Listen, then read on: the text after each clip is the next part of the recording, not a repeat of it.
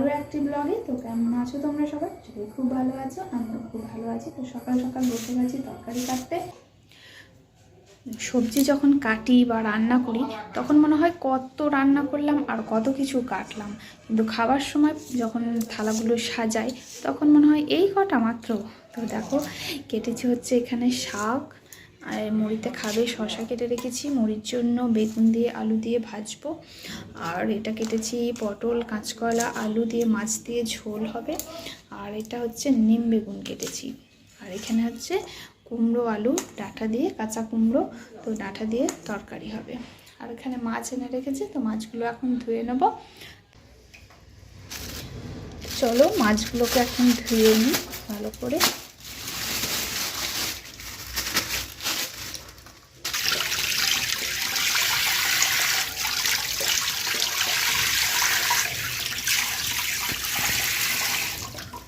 চলো মাছ ধোয়া আমার হয়ে গেছে। আর এই মাছের মাথা যখন এনেছে তখন কুমড়োর তরকারিতে মাছের একটা মাথা দেওয়া যাবে। চলো এখন লবণ হলুদ মেখে রেখে দেবো, কারণ রান্না করতে অনেক দেরি আছে। তো মাছের মধ্যে লবণ হলুদ দিয়ে দিয়েছি, এখন মেখে রেখে দিচ্ছি। লবণ হলুদটা মেখে রাখলে কি হবে, মাছগুলো খারাপ হবে না। রাখি নাহলে তো যা বিড়ালের উৎপাত আমার এই জানালাটা দিয়ে, বিড়াল ঢুকে একদম। তো এখন আমি মুড়ি খাবারটা বসিয়ে দিলাম, কারণ মুড়িটাও তো সবাই সকাল সকাল খাবে, রান্না একটু দেরিতে হলেও চলবে। তো মুড়ি খাবারটা বসিয়ে আমি চলে এলাম আমাদের রুমের এই আলনাটা চরম অগোছালো, মানে যে যা পায় এসে আলনাটার উপর চাপিয়ে দেয়।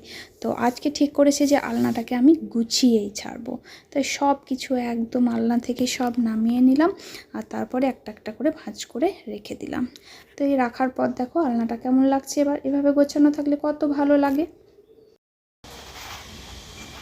তো তোমরা দেখছো এখন পেঁয়াজগুলোকে কাটবো। পেঁয়াজগুলো সে বাবার বাড়ি থেকে দিয়ে গেছিলো, তো পেঁয়াজগুলোকে কাটা হয়নি, গাছ হয়ে দিয়েছে। তো এগুলো থাকলে পরে পচে যাবে পেঁয়াজগুলো, তো সেই জন্য এখন কেটে নেব।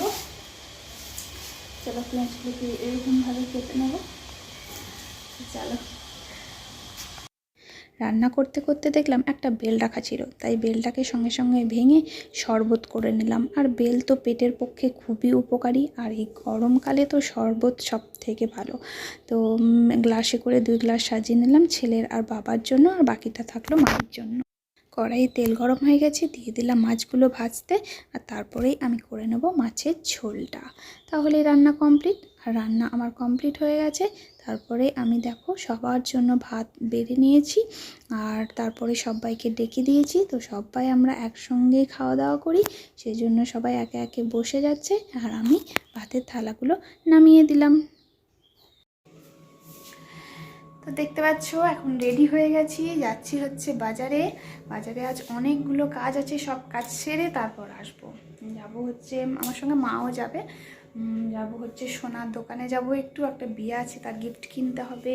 কিছু সোনার টুকিটাকি জিনিস ছেড়েও আছে, শাঁখা বাঁধার একটা কানের, তো সেগুলোকে ঠিক করব। আর যাব হচ্ছে একটা গিফটের দোকানে যাব, ব্লাউজ তৈরি করব, ব্লাউজের তলের যে কাপড়টা লাগে সেই কাপড়টা কিনে আনবো, সেই কাপড়গুলো।